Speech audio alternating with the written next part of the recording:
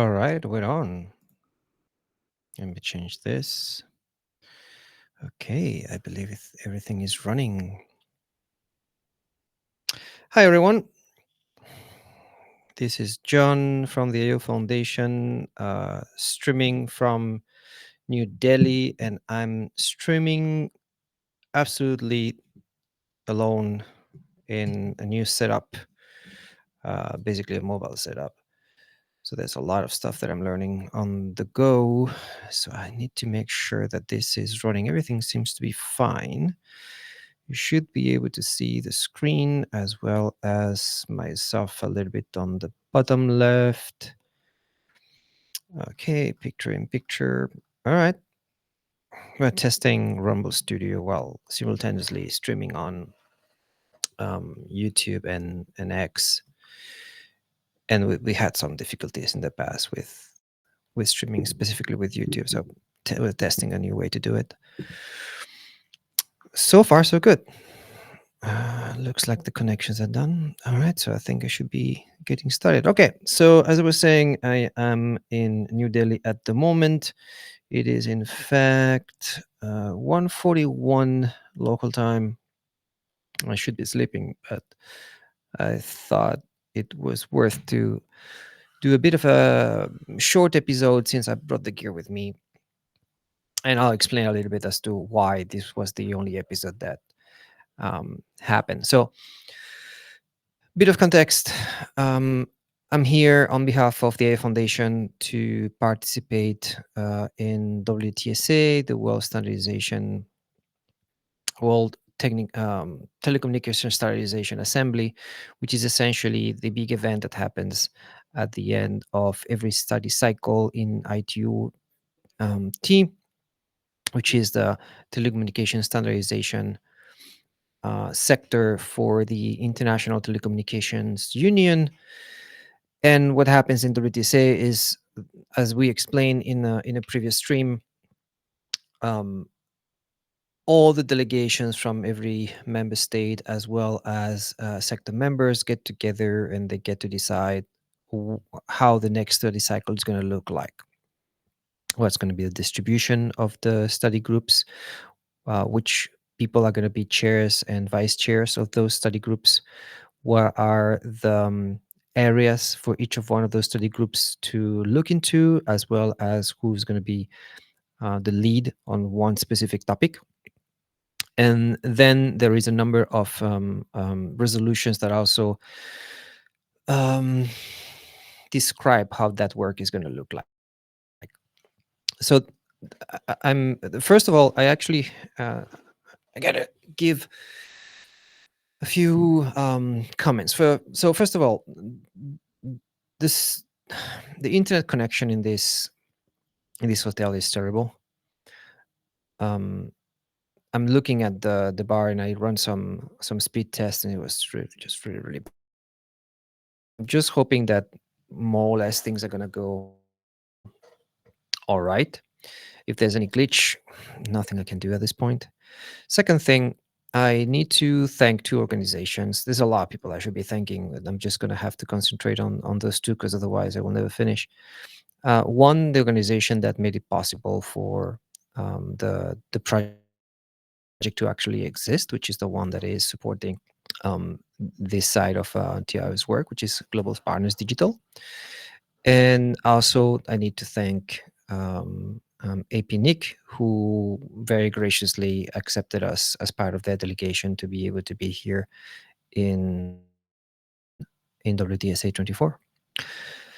So, what happened this almost 2 weeks now, because the event was running, as you can see on the screen, from 15th to 24th of October. Today was the last day.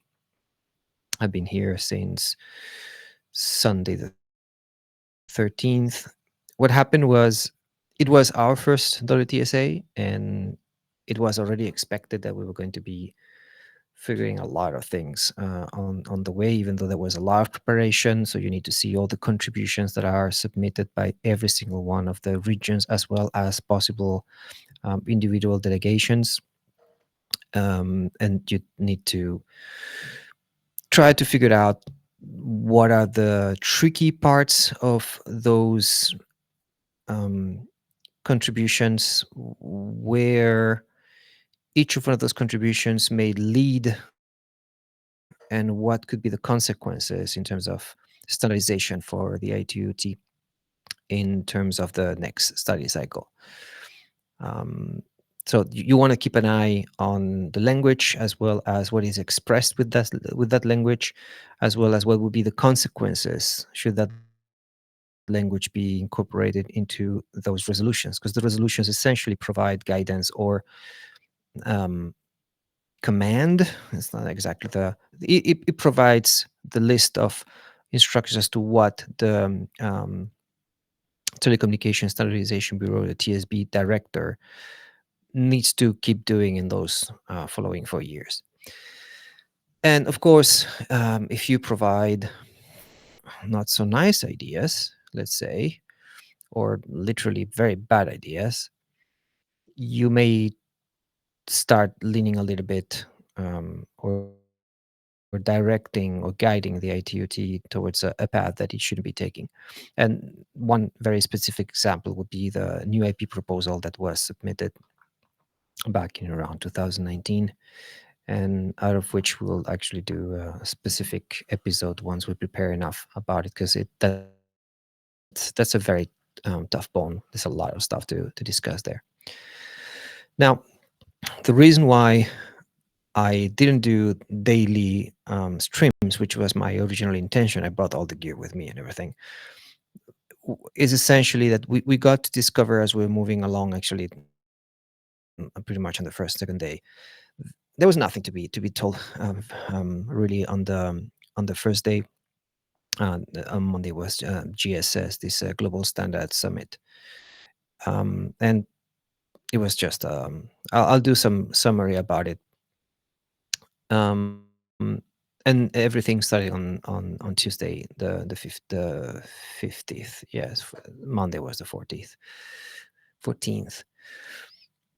So essentially, what I'm trying to get to is that it was very obvious that there was a lot of very private, sensitive, and non-public information that was discussed during the proceedings, as well as all the documentation that was submitted. Even though a part of it is public, you can go to the website. We'll review it now. It is clear that this is an organization that is very, very different from the ITF or ICANN, for instance, where pretty much all the information is available online. Even the degree upon which, or until which, the degree to which that information might be easy to find is a very different story. Now, for the most part, the information is there to be found, and this good tradition of transparency in those two organizations. In the case of the ITU, well, it comes from a much more multilateral environment, so it's a lot of governments, this hush hush here and there, and it's all very sensitive, and whatever is not made public, you shouldn't be discussing.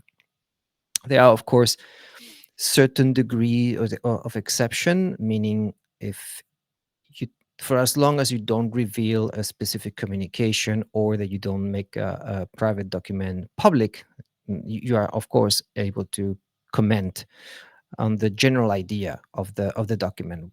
Sort of think about it like Chatham House type of situation. Um, you wouldn't be pointing fingers, or you wouldn't be publishing a document that is precisely private, but certain organizations do issue um, reports on what's going to be happening in WTSA X, and there will be extracts of those documents. So it's kind of a fair use type of situation as well. Uh, Obviously, this is a new area for us, and we didn't want to generate any troubles. Specifically, we had even more responsibility, considering that we are here as a guest of the APNIC Foundation. Sorry, the APNIC, not the APNIC Foundation. That's another story. And we definitely didn't want to shed any bad light on them, and we wanted to be very, very careful. It was really, really nice of them to have us, and it has seriously worked very well in the sense of the people that we've met, the information we have discovered in terms of processes, documentation we've been looking for the longest time. Some of it is really going to be helping us with our own reports and our own analysis of the resolutions and other processes into the ITUR, into ITUT. Guys, it's almost 2 o'clock. Just don't mind me. Anyway, as days were passing, I was thinking I'm going to be able to, consolidate a little bit of information and be able to put it out. And it was all the private meetings, trying to reach consensus on the resolutions. I'll explain a little bit of the process, and it was painfully obvious that there wasn't much that I was able to communicate. So I even thought to start um, streams and say, well, this is what I can tell you today about what happened in WTSA 24, and then stop the stream. Because it was basically all that I could tell. It's now the reason why today I'm able to speak about things is because the documentation department, well, the editorial committee, Committee 5 of WTSA 24, has worked very, very fast. And a few hours ago, they already published the draft proceedings for the whole assembly, which basically means now there is quite a substantial amount of information that is made public. And even though that information may not be absolutely final, because I can imagine we're still going to find some editorial issues or some small modifications, those are going to be not substantial. As a result, well, that information is now made public. There should be any problem to discuss it, and I might be able to provide a little bit of color as well to what the processes look like, and maybe just comment as well on the content of some of the resolutions and some of the proceedings, basically. Um, so starting, as I was mentioning before, with GSS. GSS is a one-day event that happens right before the beginning of WTSA. I think it was the third, fourth, or fifth edition. I don't know too much about the story of it. The I can actually just go and check the schedule about it. So WTSA GSS. Let's see.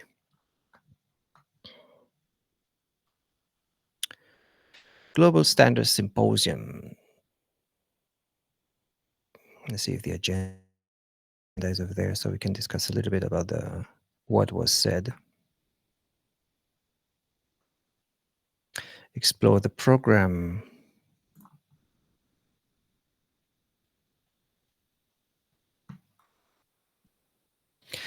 Okay, yeah. So the beginning was just basically the opening ceremony, as you can see there, and then what were they discussing?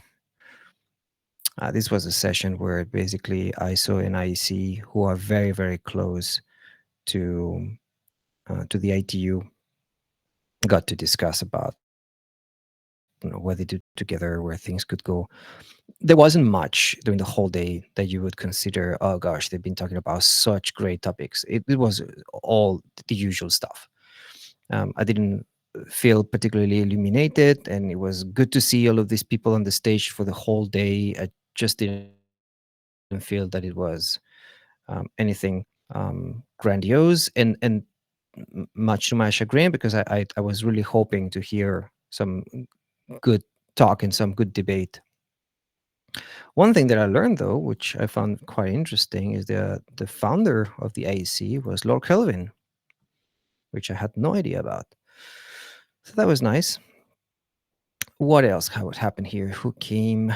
So all of these are big heads in the ITU and some other relevant people from other place. Oh, so yeah, yes, this was the high level panel that was broadcast.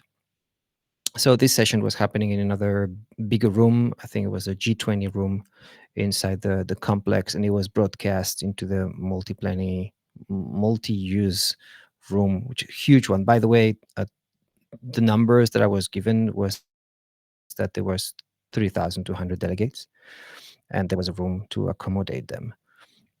I don't believe all of them were there at the same time. It is also my suspicion that some delegations came with more people than those that showed up, and there were probably delegations with, um, let's call it back end, either here in on site or remotely. What you see over there in terms of people in the delegation is typically not the ones that they have involved into these processes. Um, this session was basically just talking about each of one of the speakers were given what 3-4 minutes, I think, to even possibly two. I can't remember now. They were giving a question per batches. I think every question would fall into two or three of them, and they would just have to answer most of the time reading an already prepared answer. So you can imagine how fun was that. Kill me now. People who said few interesting things. Let me see by memory. I could have a look at my notes, but okay. So this Global Esports Federation, that was somehow uh, unsettling, if you will. I don't know exactly what is the ITU, specifically the ITUT, doing anything with esports. It's strange. I don't see that this has nothing to do with standardizing telecommunications. I guess they can make the argument that you have to have um, um, QoS and QoE and blah blah blah. Sure, I just don't see how is that really mixed up. Only with the exception of I want to mix it. I have decided so let's go for it. I also found interesting what the executive director of the Linux Foundation, Jim Zemlin, did. He basically gave us the business card. The few minutes he was talking over there is that here we are. This is what we do. We also standardize. We matter. Don't disregard us. If you have invited us, there might be a good reason for it. And moving forward, keep us always in mind because we are a big player in the space. And he's not wrong to a large degree. But it was very interesting the way he introduced himself and the way he presented the whole thing. I found that to be quite cool. I don't recall exactly what this CEO and founder of Keto Dynamics was saying. I don't remember the exact topic. I do remember that I did like his intervention. So shame on me that I don't have um, a recollection of that. But those were the two that I found. Huh? Okay. The hour plus is not lost. That's what 2 hours. How long was this? Yeah, 2 hours. A lot of these sessions were just a snooze fest, really. And then did I see this one? Yeah, I was there all the time. So oh yeah, no, I caught up. Yeah, I had um, the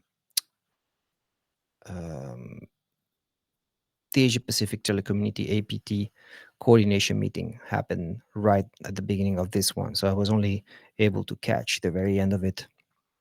And of course, the two most interesting to me were definitely Roman, who is the chair for the IETF, as well as Tripti, who's one of the chairs for she's the chair for the ICANN board of directors.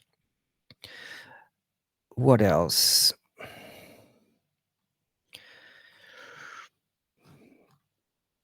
international standards. Yeah, so it's AI is all over the place. So really, I don't know exactly what they expect to do with it. In the big scheme of things, as in you can understand what's the interest and so forth. There's just so much talk and so much nonsense being discussed about AI.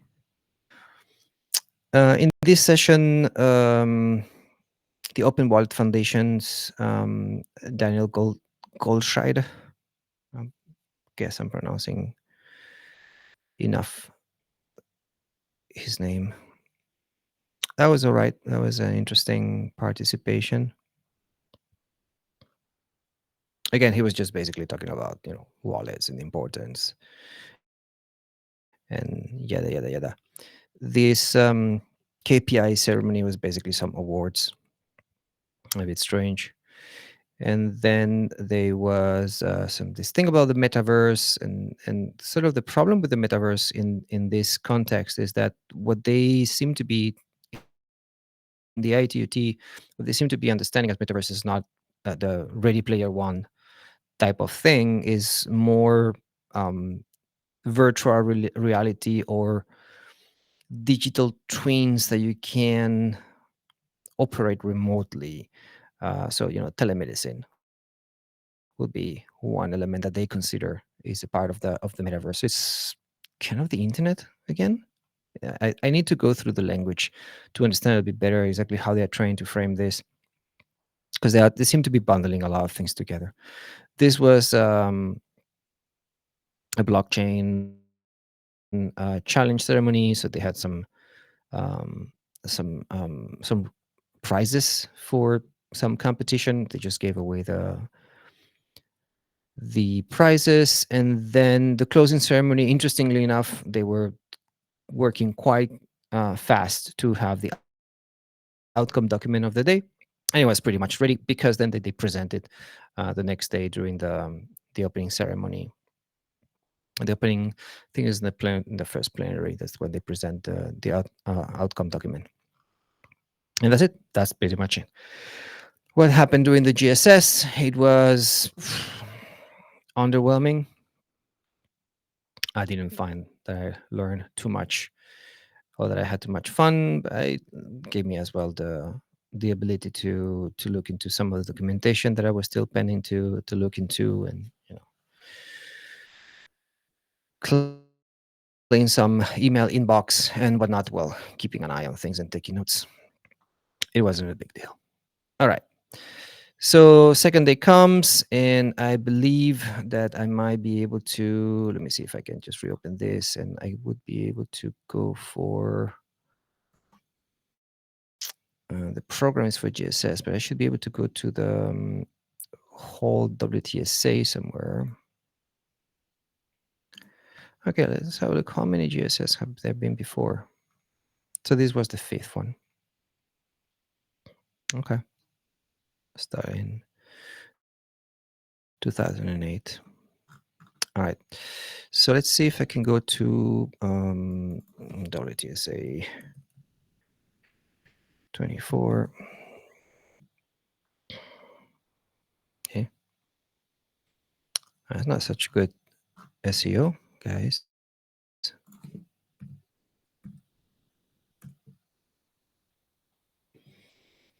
There you go.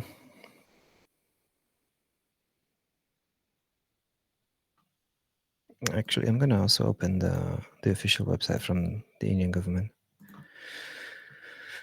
So, of course, since I'm in Delhi, you can imagine that the host country was India. And during the inauguration ceremony, we had the visit from the Prime Minister Modi, who came to basically inaugurate the event.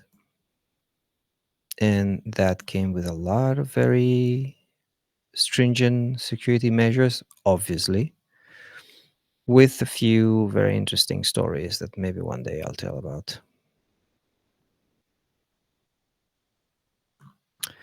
So, program details and agenda. I should be able to see a little bit of the agenda here, so I can give you some context.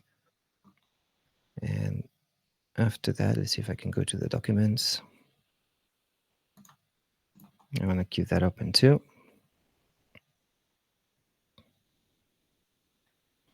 So this will be the official meetings. And so the reason why I know that all of this is going to be fine to discuss and to go through is because this is a browser that doesn't have um, our credentials as members of the ITUT, and everything that I'm just browsing is obviously only what is publicly available. So I got no concerns. And you will see, for instance, here contributions as received. This one here has an asterisk. Basically, that one is not public. If I click into it, it will ask me for authentication. And since I don't have the credentials in this browser, I don't have to worry about inadvertently going through an area that is going to be private and then exposing anything publicly. Now, the good thing here is that all the official meetings that you can see here, they are the agenda is basically open, and we should also be able to see possibly the list of ad hoc and drafting groups, because that will also, all right, say this is not public, which basically means I can't really talk about what happened in those meetings or when do they happen, but I can talk about the dynamic of those meetings. That should be totally fine.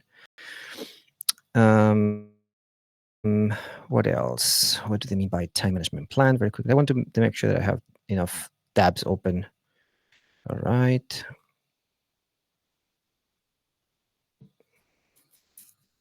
Yeah, that must be the information on the schedule, the agenda. So for delegation meetings, very likely as well. Yeah.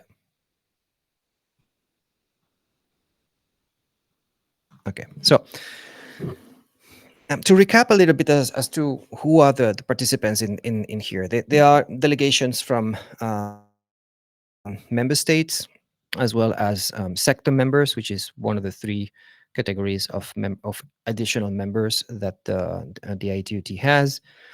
So you get sector members, associates, as well as academia. And there is also the regions. So the regions have this preparatory process that we have also discussed in previous episodes, in which each of one of the delegations of those regions will get together and for about 18 months discuss what are going to be the common proposals, what's the common position of that particular region into the contributions for the modification or suppression or no overall change of a given resolution. And what that means is, as you're going to be negotiating in the different working groups or ad hoc, etc., there's a number of them. There's a number of different types. You will still want to synchronize with the rest of your delegation to decide what's going to be the strategy towards certain things, or if there is a position or, let's say, non-consensus on a specific piece of language that is being put forward by either the delegation or the region, then you will want to discuss with the rest of the delegates and try to figure out either a strategy or whether okay, we're gonna give up on that, or we need to stick on it, whatever it is. And so on a daily basis, you had each of one of the delegations meeting. Some of them had some quite criminal um, um, schedules. I know that I believe it was Canada. I was doing 8 o'clock in the morning or something like that. It was very early. And for instance, APT, the Asia Pacific Telecommunity, which represents Asia Pacific, would meet every day during the whole length, with the exception of one day that was skipped, and then the last one, which was today, was all just closing plenaries and so forth. And in fact, we should be able to see. So these are the official meetings from um, from the different organizations, participants, and administrative side of things for WTSA. So you get these heads of delegation in formal meeting and another um, meeting as well, and they're basically just going through the motions as the procedures and how things are going to look like and so forth. Now, if you remember as well, there was a number of committees that we had a full episode looking into this. So just going to go very very quickly. So there's committee 1, 2, 3, and 4, and interesting 5 is not here, and then the plenary. Basically, each of one of these committees takes care of one specific area of um, of WTSA as an event, as well as the resolutions that they have to come out with. If memory serves, Committee 1 is steering committee, that basically just making sure that the WTSA will end with the objectives that were expected to be achieved. Committee 2 is finance, where they are looking into what's going to be either the cost of the WTSA itself, which was interesting, and I'm hoping that those documents are going to be public because there was some interesting information there, as well as what would be the financial implications for the new resolutions as they are being crafted across the days. Then Committee 3 and Committee 4, they basically look into all the resolutions and they split them into different categories. I believe Com3 was working methods, and Com4 will be the standardization itself. And then Com3 and Com4, they also are subdivided into working groups. So there's a working group A, working group 3A, working group 3B, and then working group 4A and working group 4B. And each of one of them, again, have a number of resolutions assigned to them. And the chairs of those committees are expected to obtain all of those. So what happens is, as you see that subdivision where you have Com3 subdivided into 2 working groups and a bunch of resolutions assigned to each of one of those working groups. The chair from a given committee, let's say for instance Com3, will assign this given bunch of resolutions to both chairs from the working group 3A and working group 3B. Working group 3A and working group 3B will start meeting and review the status of each of one of the resolutions and decide the kind of action moving forward as to whether you need to just have an informal conversation because it's almost done. There's no much, there's no big deal there to be discussed. All the involved parties have either reached an agreement or there is very, very little conflict in there. You have drafting groups, I believe, which I'm not 100% sure to understand how is the difference between that and an ad hoc group. But in any case, what happens is a number of delegations that are interested in one given resolution will go into a dynamic situation where meetings will be set to discuss one specific resolution. That particular group will also be chaired by someone who needs to make sure there is consensus by the end of that. And depending on how tough the negotiations or the exchanges are between the delegations, those meetings may go quite lengthy or may have to be repeated across the days. So you can have a situation where a given resolution may be conflictive. And when I say conflictive is that there's a lot of different points of view. This is very um, it's easier to be the case with a new resolution because it could be that there is several contributions with the same topic and they need to be bundled. This is something that happened in this case. I believe I can mention that without getting to the details. What I can say is that there was a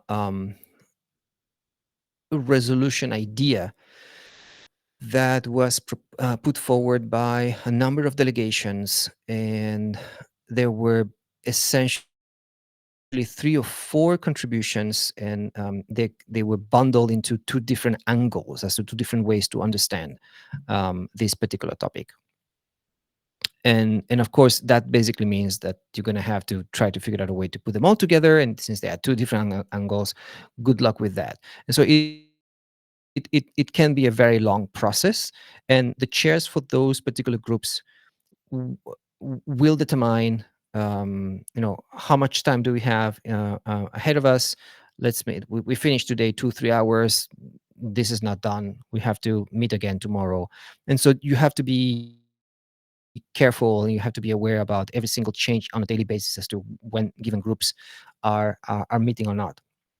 Now, of course, if you are a delegation with only 2 3 people, you're not going to be able to be everywhere. A lot of overlap happens because there's 100 resolutions, and now there's going to be more, because once I go through the list, you'll see that the number has increased. And so it becomes quite challenging, and it's mind-boggling as having to be all the time updated as to, okay, now they just put resolution 50 here, and then the 64 is also coming up, and oh my gosh, one of them is actually conflicting with 67. And we at the AO Foundation, we do have a number of interest in quite a substantial amount of resolutions, because we want to keep eye on them, and it's just impossible. You just can't. So the important lesson or conclusion to take is that the actual work is done in those dynamic groups. Some work is done in the at the working group 3A, 3B, 4A, 4B, at bringing some conflicts or some grievance. I wouldn't call it grievance, but if something hasn't been properly resolved, or there was no conclusion, or whatever, the chair from one of those dynamic groups may bring the issue to the chair of the working group. And the idea is that from those dynamic groups, it goes to the working group, and there it goes to come to the corresponding committee, and then it goes to plenary. And of course, once it has passed the level of the committee, it's hard that there's going to be anyone really complaining, or raising any concerns reaching the plenary. In fact, it is not very common that it will reach. The situation will arise during a committee meeting either. There might be opinions and views expressed, but there isn't that much happening. There isn't that much text being negotiated in there. It's all in the dynamic groups. And so, to a certain degree, or to a large degree, you can sort of skip the committee meetings. It's good to be sitting there, because sometimes stuff happens. It's just not the end of the world. You can definitely just look um, at the reports at the end of those meetings, and you'll pretty much know a summary of what happened. And there's no dynamism in them. It's very procedural. Let's put it that way. And so, for instance, you can see here as well the working groups for the subgroups, the working groups for 3A, 3B, 4A, and 4B. And I do not believe that none of this will say the specific, so the committees, the type, official meeting, the sector, of course, is ITOT. I don't think this is going to show anything from. Oh yeah, look, they're actually showing the information. Okay.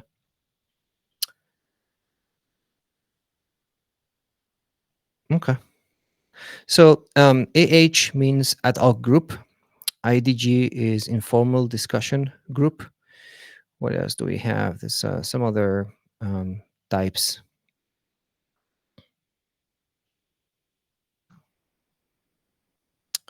Nothing is showing. And so you will see here that in this particular venue, all of these resolutions were being discussed. Sometimes they are bundled. Let's see, for instance, C2, if it was 12 sessions found, it should have been. Okay, so metaverse was one of the topics that I was mentioning, and there was a number of new resolutions. That's why you don't see a resolution number, right? So this was conceptual. There is this new concept of metaverse coming up with a number of resolutions. We bundle them together, we discuss them together, see how we can merge them and come up with one single unified document.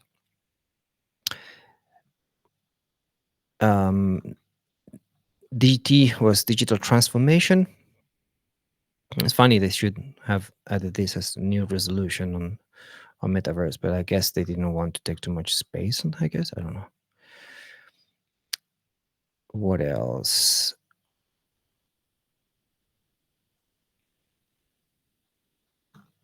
Let's see if I can get another room.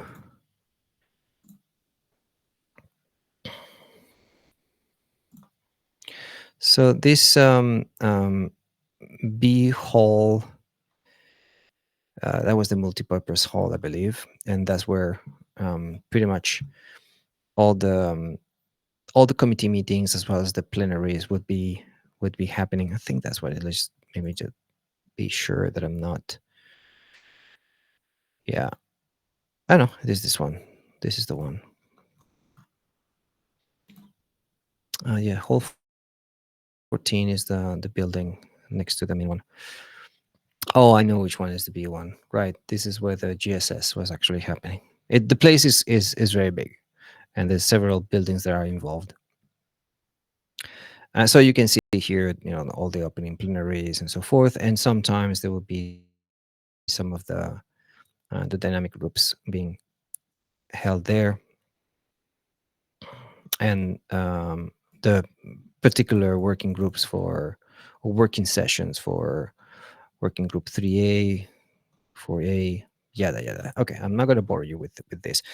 Suffice to say that the important thing is the actual work is on those in this type of dynamic meetings that can repeat all over. And in fact, doing on Saturday there were a lot of work happening, and the delegates were having full day work. So the only day that we had of official rest was on Sunday, and the host country, India, organized what I've been told was a quite cool excursion to Agra to visit the Taj Mahal. I didn't feel like going because it's a long ride. It's about 3 hours in, 3 hours back, not on a perfect traffic, which was unlikely to happen. And I decided I wanted to rest, and in fact, I rested and I worked a little bit. All right, so again, dynamic groups, they try to solve their resolutions as best as they can. That they report to the corresponding working group. The corresponding working group answers to the corresponding committee, and the committee responds to the plenary with everyone is there. And so you will have in the dynamic groups the people that are involved with those specific resolutions. Then in the working group, the people who are involved to all the resolutions that are assigned to that working group. In the committee, the people who are involved into everything that has to do with both working groups inside under that particular committee. And then apparently everybody is there. That's pretty much how it subdivides. All right. So on top of that, you also have the delegation meetings, as I was mentioning. So you can imagine that a lot of times you have overlaps, and there are sessions that you just cannot go because either you have to go to your delegation meeting, or you have to go to one of the dynamic ones, or you have to go to one of the committees for whatever reason. Again, nothing much happens in those meetings. Documents. We can see here that all of these are public. The agendas for each of one of those meetings are public. I don't believe that the working documents are. Ah, yeah, that sounded very weird to me. And there should be an asterisk over here because I didn't believe this was going to be at all public. The information ones, yeah.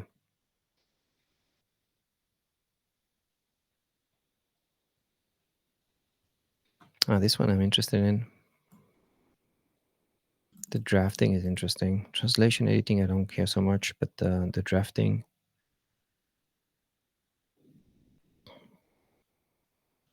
The funny thing about these events is you always end up. The most funny part is those situations you expect the least.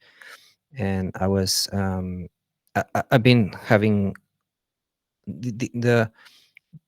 the only two committees I haven't done anything with was Committee Two Finance and Committee One Steering Committee, and I don't even know that those sessions are at all public outside of member states, and it wasn't really anything that was catching my attention.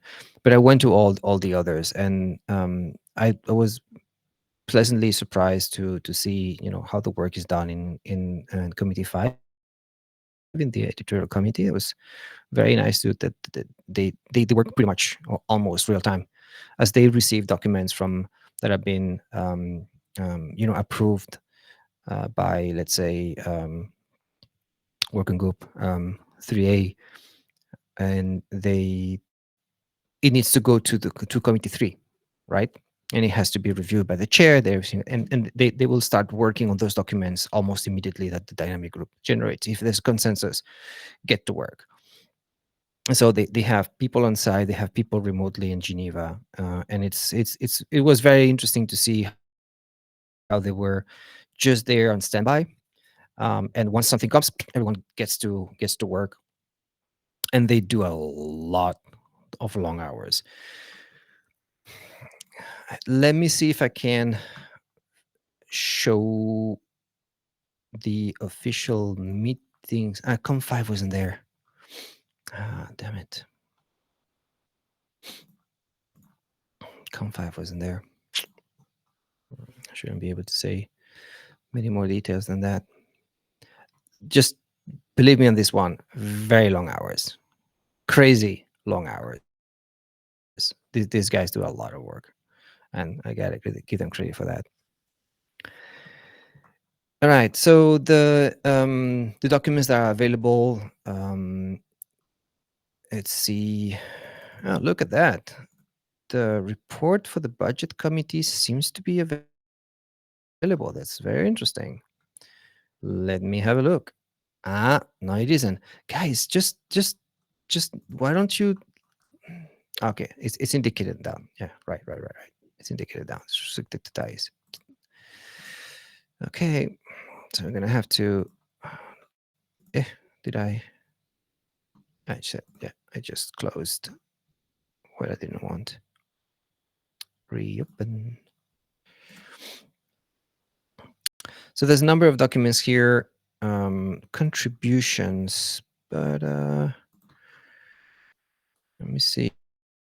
Yeah, the contributions shouldn't be public at all.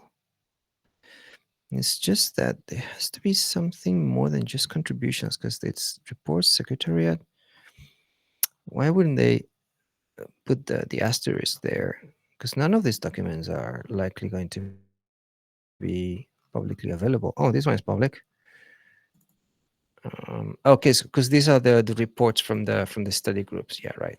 These are interesting. There was a whole presentation from these reports, and whoever is interested on a given study group, the summaries were quite good, and it gives you a good overview of things. But see, the first series of text, I don't. So this is Com5. They go in batches. Yeah, this cannot be. Would be nice if this list will have either a different color or an asterisk or whatever it is to denote what's not going to be public to begin with. Anyway, as you can see that there's a lot of documents generated. The whole assembly is nonstop, and keeping track of this is the one of the challenges. You don't get to understand the whole system at once. I tell you, it's a lot of trial and error. 12 series. So they bundle documents, and they, as you can see, so the 12 series of text submitted by committee 3. So resolution 55, 74, 99, and new resolution on SP. What was SP? I can't remember what SP was. I don't even know that I knew what SP was.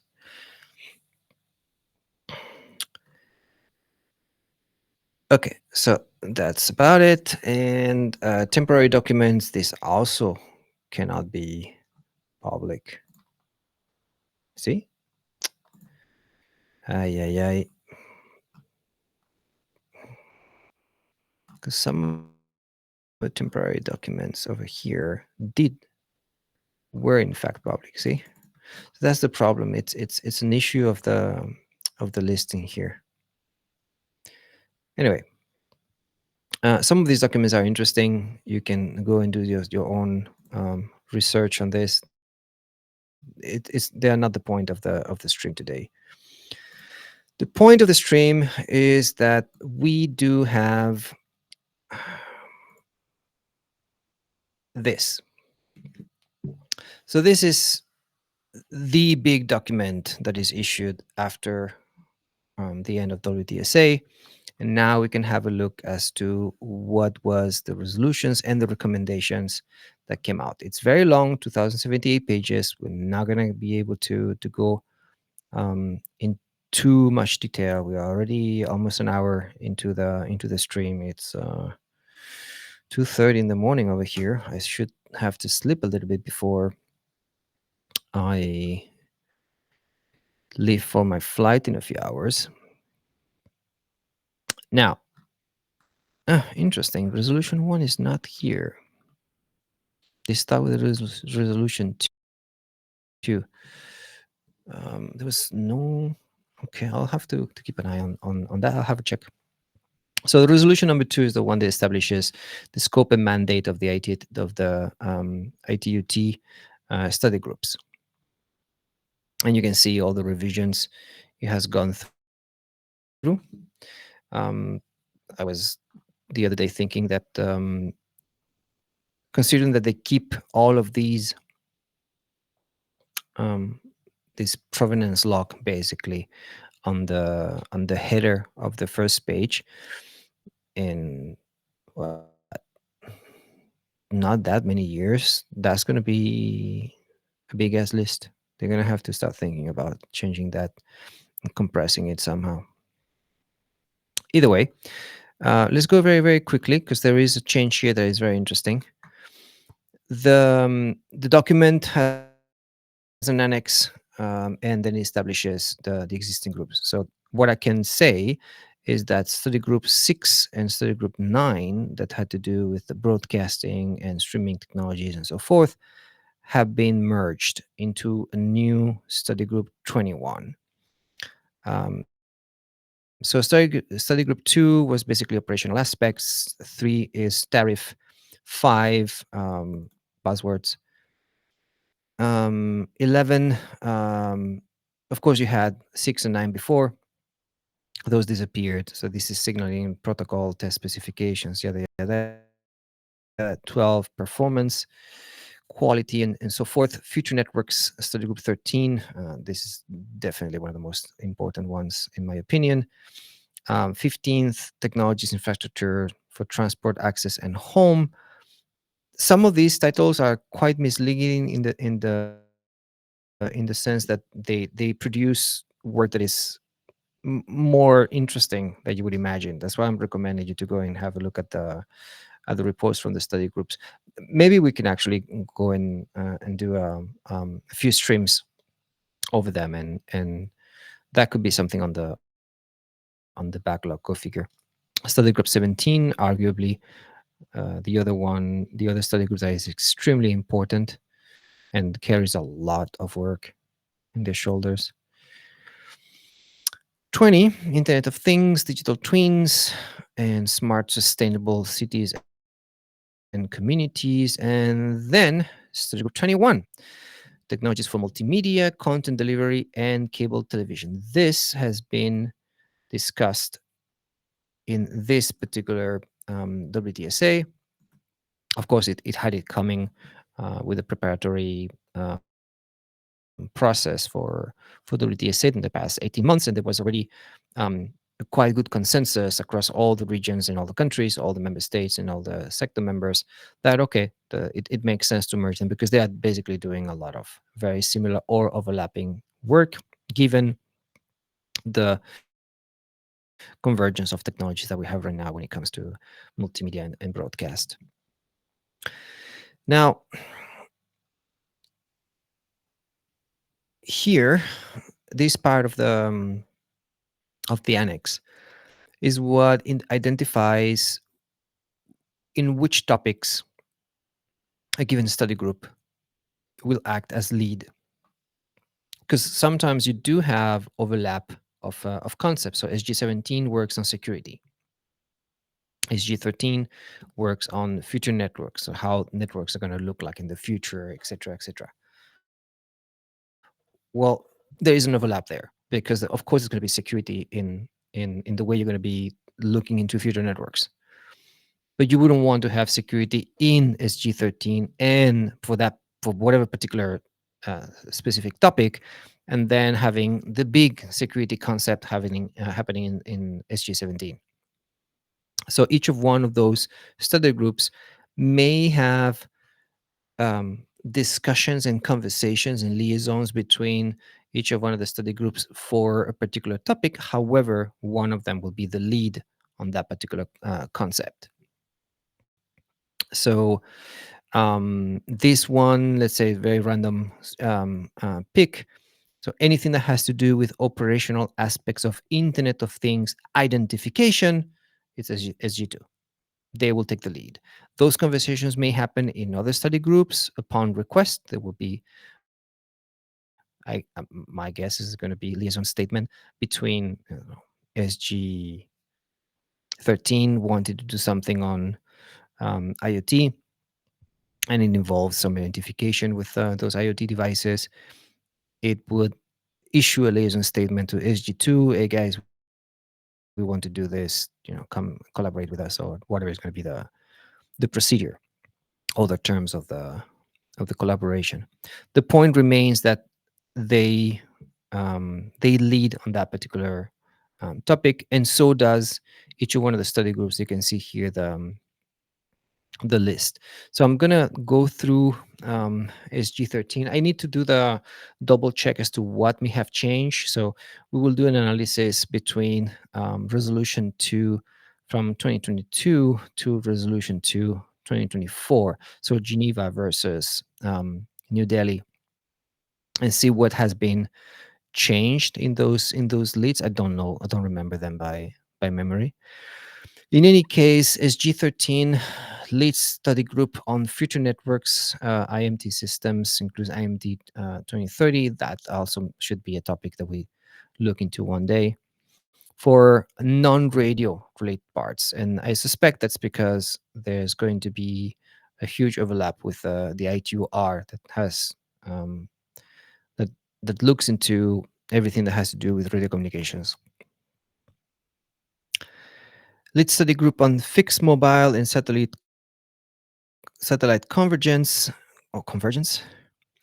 That's an interesting one because again, I can see a lot of overlap there with ITUR. Computing, including cloud computing and data handling. Uh-huh. There was a study group that was um, I think it was SG13 back in the days that had to do. The title had cloud computing um, into it.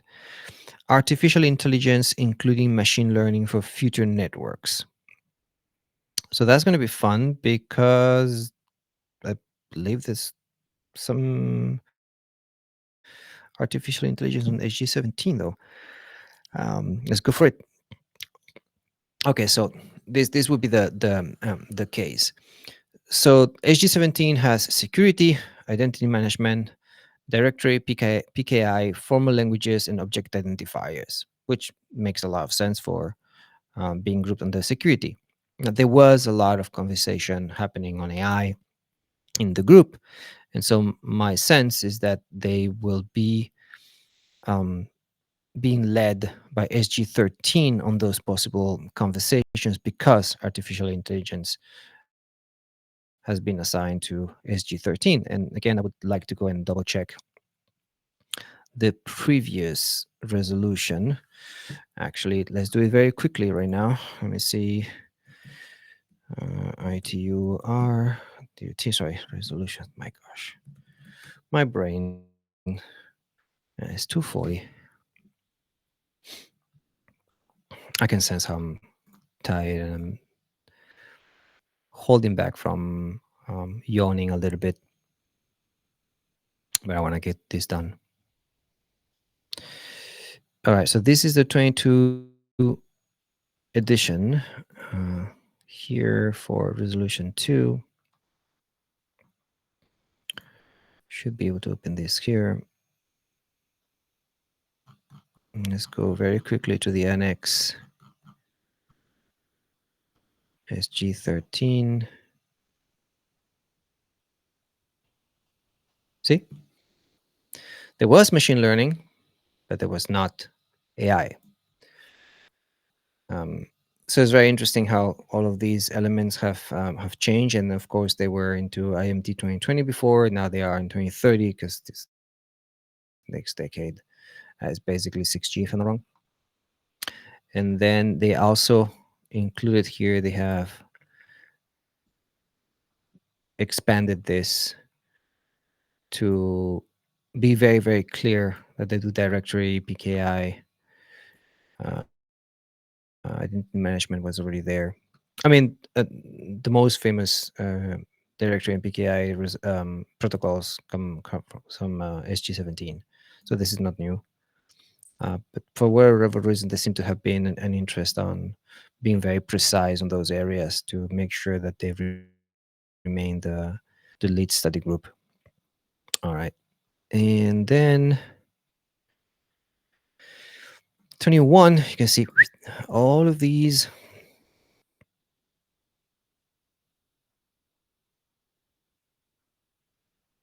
DLT.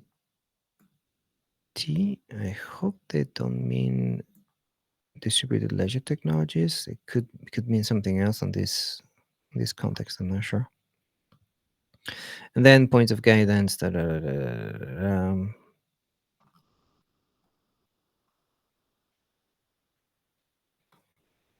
me see. What did they more say?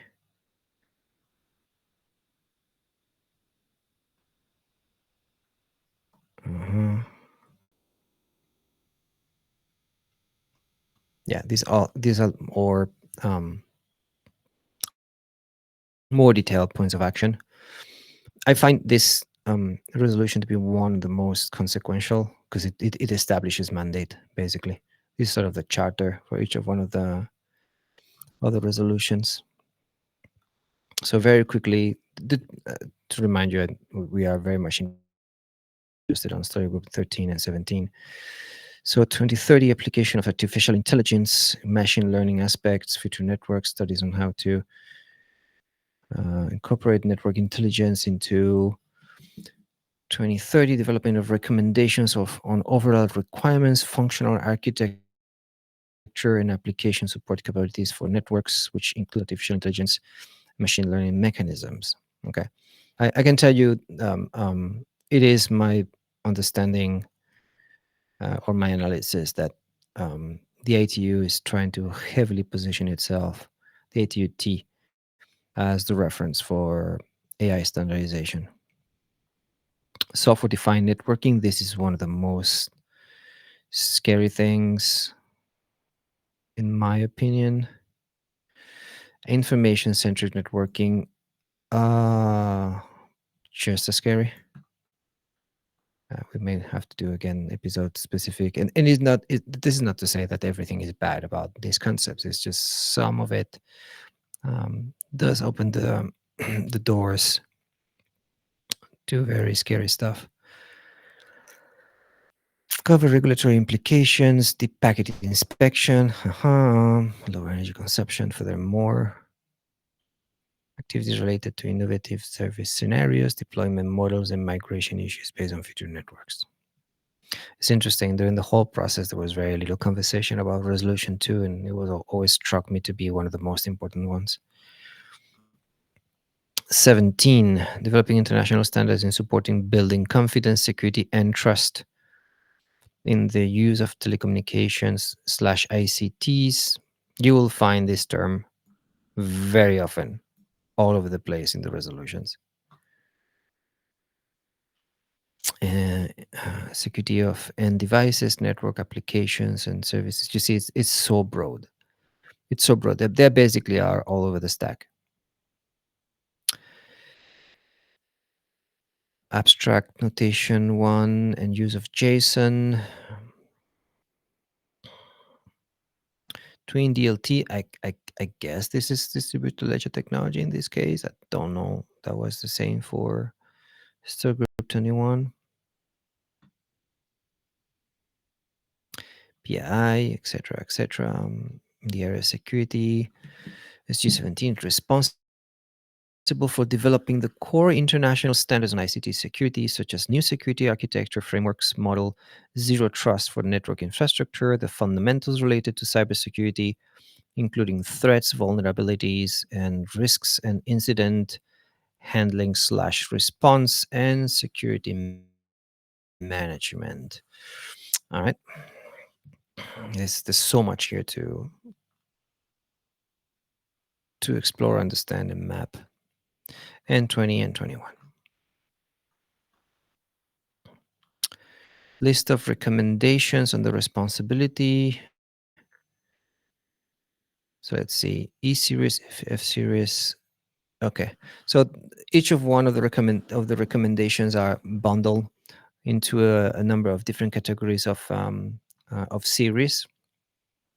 That was also discussed. I shall go back to it.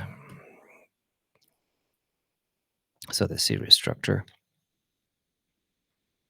and you can see here. So terms and definitions, general tariff, principles, regional application, but then international. So overall network operations. So D was tariff and accounting. So each one of the letters basically gives you one, and then you have subdivisions. This is taxonomy of things, and they're basically here assigning each of one of the bundles of taxonomies to each of one of the study groups.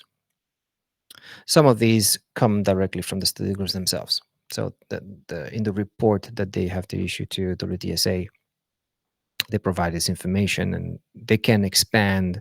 I've seen this happening in SG17 where they would review each of one of the ranges and they will be allocating ranges basically. Okay, number 7.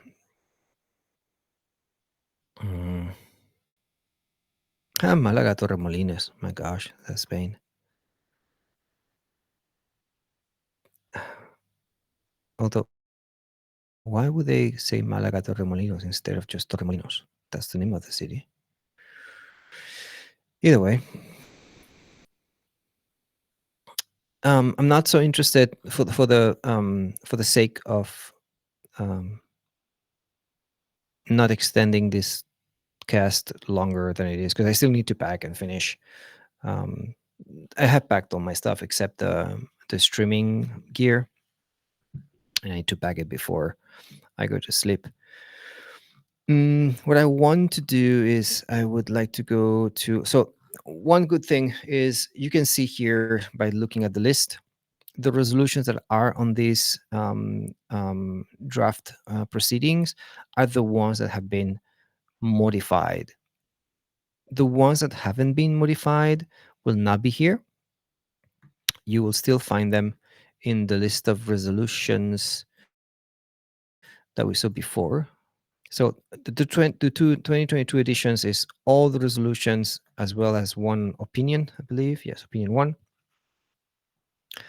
And there will be soon an update on this page, and this will become a link here into the other editions, and all the resolutions will be in this page. What I'm trying to say is that if you look at the list here and you look at the draft proceedings, you will only see those who have actually been modified, because those who don't, there's no need to put them in the proceedings. It's 100 plus of them, and they will all be here, and they will be just, you can see as 93 was not updated in Geneva 22. So it'll be exactly the same text. So they modified, and you can see here the mod modified number 7. There's also modification on 11. Maybe suppressions are actually mentioned. There's a modify on 18.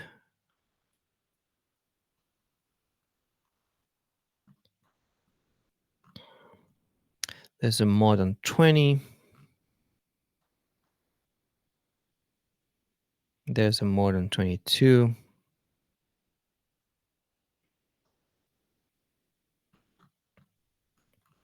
There's a mod on 29. Alternative calling procedures on international telecommunication networks. Yes. Keep going. There's a mode on 32. And oh, by the way, I will do a stream specifically on the structure of the resolutions. We've been doing some work on analyzing the structure and generating some conclusions about it. Let's say it that way. Modification on 39, voluntary contributions. A mod as well for resolution 40. 43 as well being modified. And there's another modification for 44, bridging the standardization gap. I need to look into this one more in depth. Keep going, keep going, keep going.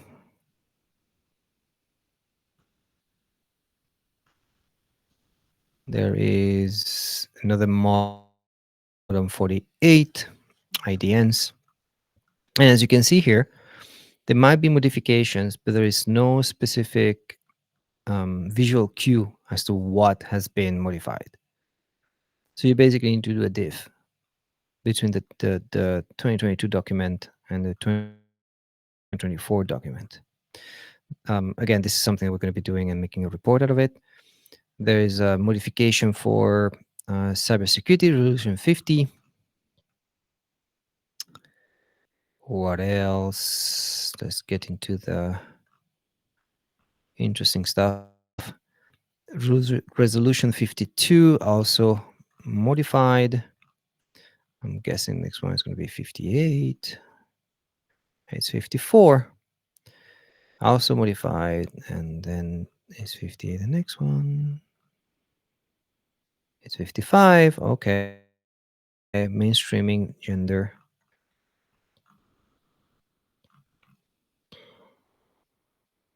$58. The certs. Also mod.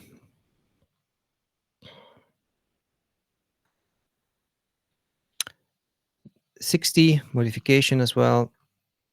61 modification as well.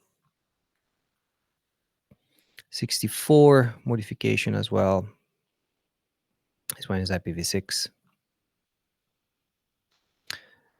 65 also modification. 67 equally modification.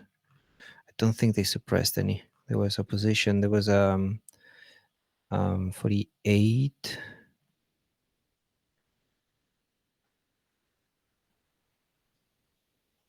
No, 47. There was a proposal for suppression for 47 for CCTLDs. Didn't go through. 68 modification. They also modified 70.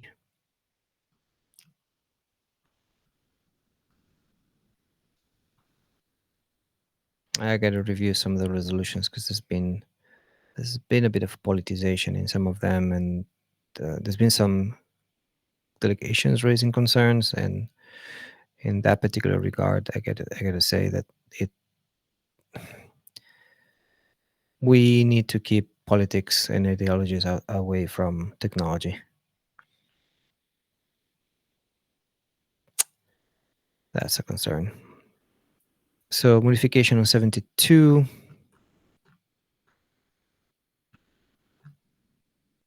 modification on 73.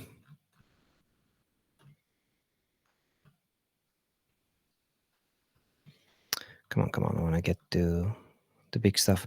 Modification on 74, modification on 76. It's giving you an idea as to how many resolutions were discussed. Modification on 77, modification on 78, modification on 79, modification on 84. This was the one that we tried to improve, and that was quite a disappointing result. It's another long story I should be able to tell some other time. Resolution 88 as well, modified of on the 89. Come on. 91 also modified. Well, so almost at the last ones of the existing ones. Modification on 92.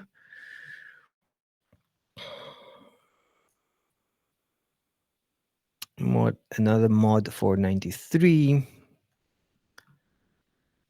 Another mod for 94, and mod for 96.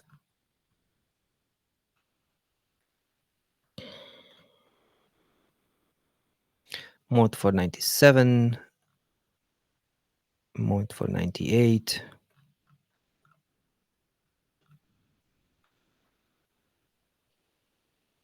Come on. Mod for 99. Restructuring the ATU telecommunication standardization sector study groups. I also need to keep an eye on this one. Mod for 100. And then here we should have, there you go. So there's a new one, an ad for digital public infrastructure. This is a very big topic, and there was a lot of discussion on this one. A lot of stuff happened on this one. So now we're entering to summarize, we're entering the ones that we saw before were the existing ones that have been modified. These are the new ones, and it's important to just browse them very quickly to figure out, to keep in mind what are the new topics that ITUT is going to be looking into, and see the consequences of that. Enhancing standardization activities on digital public infrastructure. What do they resolve? To foster cooperation and collaboration with relevant stakeholders, to share knowledge and best practices, and explore common understandings on the technical requirements and standardization aspects of digital public infrastructure. Doesn't say anything. It instructs the director of the TSB to compile a repository of technical requirements, use cases, and standardization aspects related to, I'm not sure exactly how broad aspects is. Oh, the interpretation of aspects. I'm not 100% sure how broad is going to be related to digital public infrastructure, which can support the implementation of digital public infrastructure, okay, in particular in developing countries, to undertake a gap analysis, to promote the participation of the membership on digital public infrastructure. Okay. Again, it's going to be very dependent on how broad this is and what is that they intend to do. Instruct the TSB with Secretary General and Development Bureau, the director of TSB, sorry, the TBD, assisting implementing digital public infrastructure. All right. Instruct here to collaborate with the relevant SDOs, academia, and organizations. All right. Organize workshops, instructs the TSAG to coordinate development activities and standards. Okay. To coordinate standards development activities. Study groups to assist, invites member states to engage. Okay. Capacity building, relevant to the, okay. Okay. Promoting new resolution. And it's funny because they don't have a name. They don't have this MVOS metaverse. They don't have a number. So I don't know exactly if it's because the number is going to be assigned in the final publishing, since this one is a draft. I'm not 100% sure how does that happen. All right, so there is this idea of promoting and strengthening metaverse standardization. I don't know that they define metaverse anywhere. The metaverse is rapidly eroding.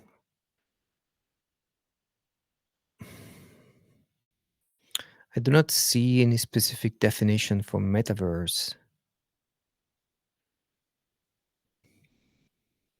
The metaverse is rapidly eroding the boundaries between the physical and digital realms, delivering immersive experiences that blend the virtual and real worlds. This convergence is changing our daily lives and professional landscapes and is poised to be a mainstay of future telecommunications and ICTs. Funny they haven't used the slash there. Applications revolutionizing our societies and industries economically, socially, and culturally. Mhm. That metaverse is not a new technology, but a platform which combines various technologies and can be implemented most effectively when these technologies are developed to be interoperable, like any other technology. Noting, recognizing. So the operational, bearing in mind, I need to find the nuances between all of these. I was able to get a document that gives me the full taxonomy of all of these terms. It's about 100 plus of them. It's just not explaining w- the definition of each one of those terms. So that what's the difference between recognizing and bearing in mind? Those two you could definitely trace a definition, but noting and considering. So, what is the difference between considering and bearing in mind? It's not. It's not substantial, yet they exist as a. And sometimes you have recognizing and then recognizing further. Again, we made an analysis of the 2022 resolutions, and we'll also discuss them. But it gets confusing and it's not very conducive for newcomers. Instructs to work collaboratively with the directors of the ITOR as well as ATUD on metaverse related activities still remains quite um, vague to me. What do you mean by metaverse, and what are metaverse related activities? Because you're not giving me definitions. At least not that I have seen. Maybe they're hidden somewhere because I haven't read the whole resolution. But still, yada yada yada. Now, next one. New resolution on enhancing standardization activities on sustainable digital transformation. Someone please give me a bloody definition of sustainable already. It's 2024. It's been quite some time. I don't have an actual proper definition that makes sense. Just as nobody wants to tell me every time they talk about ethical technology, whose ethics? I never get an answer to that question. All right, so digital transformation. Another one on enhancing the engagement of next generation experts in the standardization activities of the ITU telecommunication standardization sector. This is great. This is something we're going to be looking into because, as you know, we want to help as many people as possible to participate into these processes, of course, with a due knowledge and interest in the topic, not just tourists. New one, promoting and strengthening standardization activities for vehicular communications. I believe I know who's behind this. Good job, guy.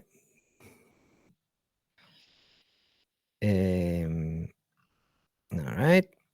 This one does not concern me much. I'll still read it and have a look at it. I'm not concerned about it. Another one, strategic planning in ITU telecommunications standardization sector. Okay, this I wasn't aware that they were discussing about this. Definitely have to keep an eye. This is a mouthful. Another new one, standardization activities of the ITU telecommunications standardization sector on artificial intelligence technologies in support of telecommunications slash information and communication technologies. Why don't you actually put ICTs? You keep hearing lines of thought slash complaints about resolutions getting too lengthy. Let's try to streamline them. Terms should be as stable as possible, and you should be using the same terms in every single one of the resolutions because standardization. And then you have these things. So they could have shortened the title with ITUT instead of adding telecommunication standardization sector. And they could have shortened the last 1, 2, 3, 4 words with just ICTs because they're already using that term all the time anyway. Anyway, all right. So the AI went through. That was one of the huge battlegrounds. Then provision of handset derived caller location information for emergency communications. This is cool, and then it depends on who has access to those features slash capabilities. Becomes tricky. What else? There's a mod on the A series. The A series is a series that deals with working methods in the ITUT. So that one is modified. Hold on. I want to very quickly go. I should have counted them. Damn it. Okay. So 1, 2, 3, 4, 5, 6, 7, 8, 8 new ones. That's That's quite a number.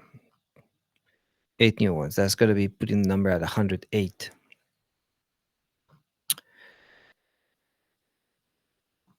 Still here. Is the Series A? Yes. So another modification for Series A.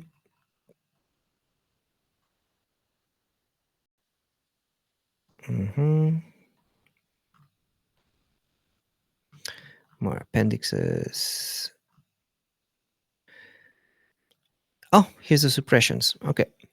So there's a suppression for um, Resolution 80, acknowledging the active involvement of the membership in the development of ITU decommunication. Okay. Never really paid attention to that one. So that one was suppressed and it shall never be seen again. Number 80 will never be used again. What was the expression?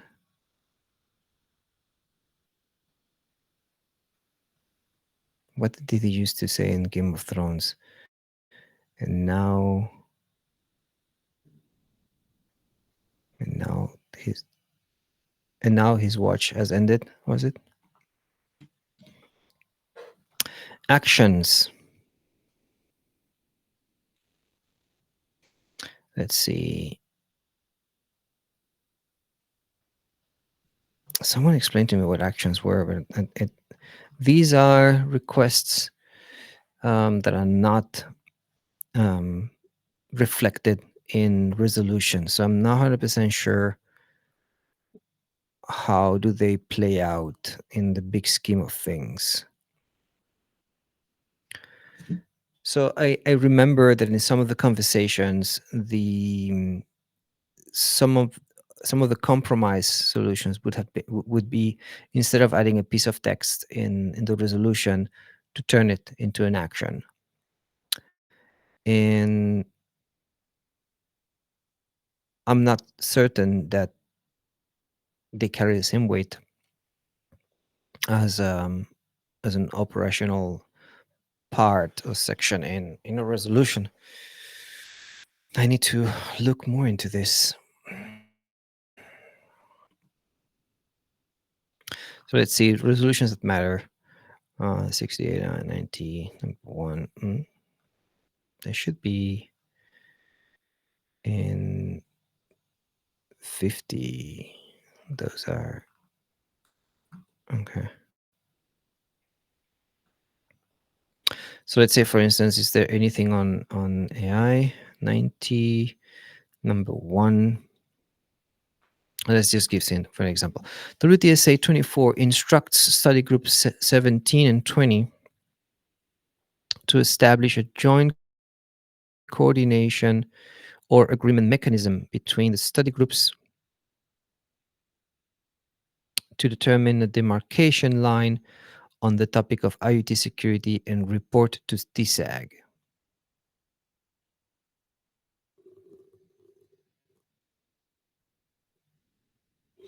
So these are direct requests, whereas the operational part of a resolution is more on the mandate side of things. So those are basically requests.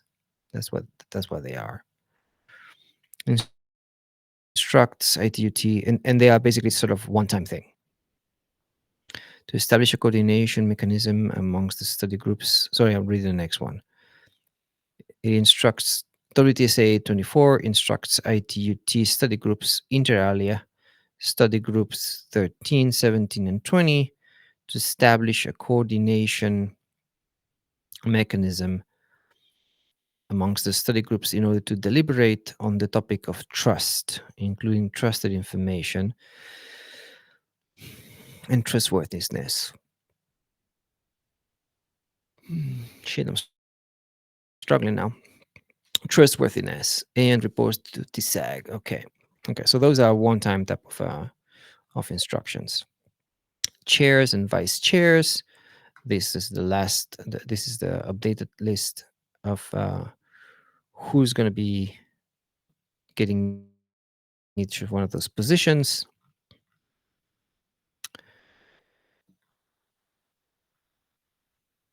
as well as the SCV. This is the vocabulary translation and so forth. Um, I don't see is there was no one for um, Spanish, and I see that they still haven't elected someone for Spanish. Questions.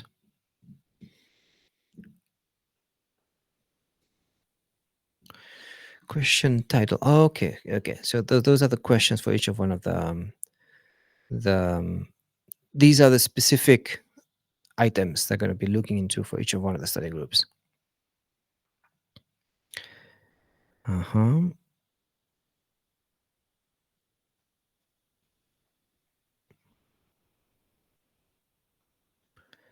A2, B2. Ah, they seem to have changed the nomenclature. Yeah. So they moved from numbers to letters, so to make it a bit less confusing, I guess. Okay.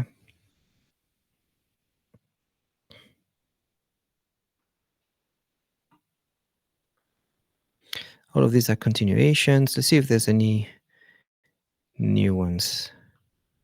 There's been modifications here. So continuation of part of Q1.5 and Q2.5. It was sort of bundled together, or they reshuffle things basically by renaming them. Okay. Is there anything new? All of these are continuations.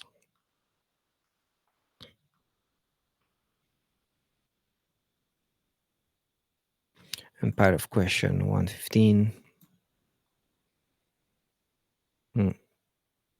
Yeah, basically restructuring how the questions function. Okay.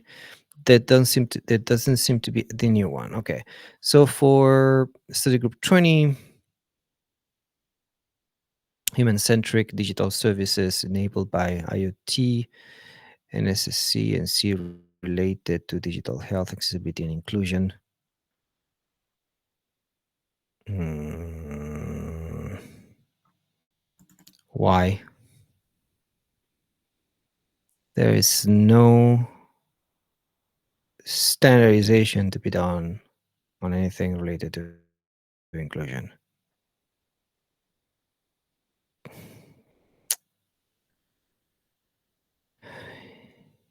This stuff is not good.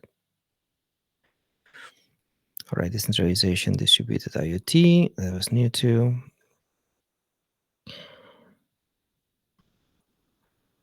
And that's it.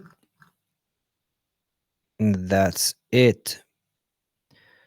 So there aren't many new questions. There was only those two, and then there's a lot of reshuffling. All right.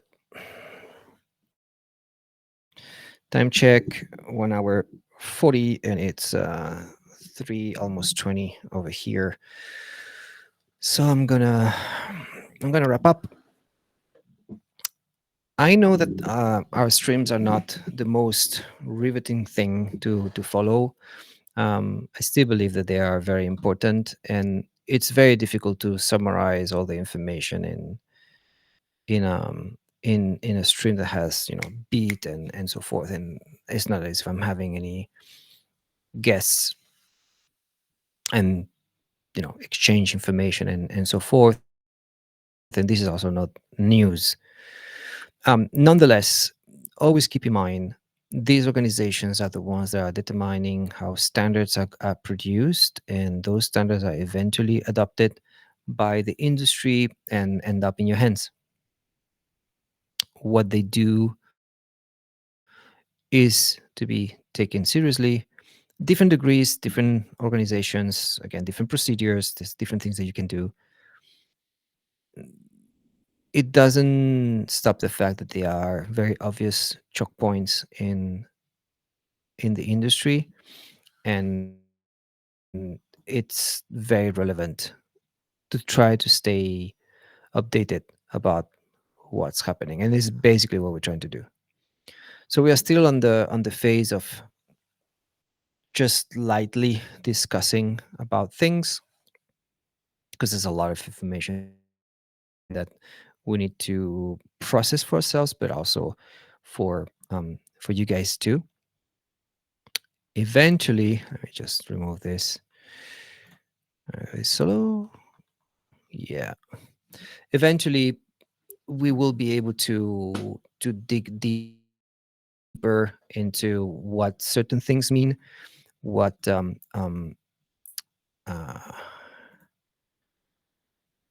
what certain decisions may have as implications, what technologies or changes in orientation imply. Um,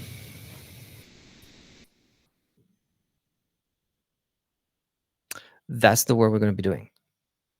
And I hope that more people are going to get interested in the topic and that are in progress or in the making fellowship will also provide the ability for more people to get into these SDOs.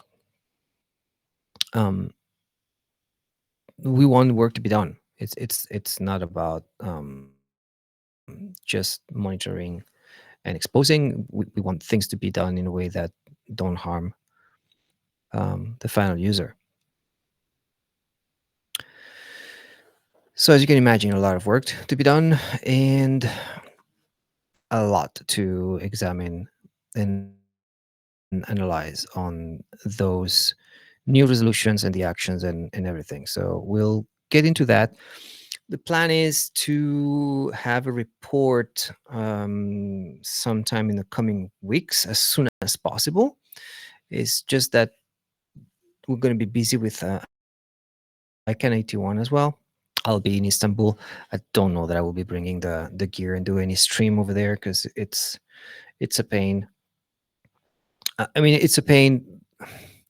Nothing happens. So nothing is so important in the in ICANN at the moment as to justify doing 2 or 3 streams in what, about a week for the meeting. I may. I still don't know. I want to minimize the amount of gear that I'm moving around. I want to make it lighter. So if I come up with a good compromise situation, I might do it. It's good practice, and the more updated we keep you on daily things, the fresher the information, if you will. So we'll see. Okay, so that'll be all for today. Hope you got something out of it. And next episode is going to be the official episode, is going to be not this weekend, the next one. We will be looking into ICANN 81. Um, yeah, can't think of anything else. Thanks again, GPD, for making this happen. Thanks again, APNIC, for letting it happen. So GPD made it happen, and APNIC GPD made it possible. APNIC made enable it, let it happen. I wouldn't know what would be the exact way. Thanks to both of you. Good night.